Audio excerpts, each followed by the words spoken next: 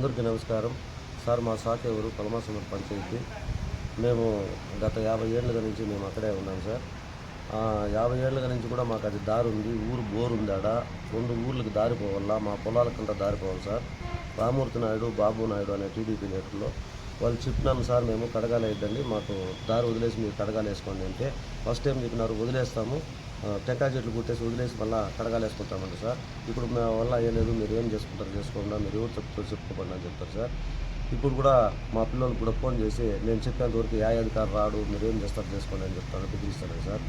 రెండోది వచ్చి ఊరు బోరుకి కానీ ఆ 2 ఊర్లకు కానీ పోయేదానికి మాకు ఎటువంటి మార్గం లేదు సార్.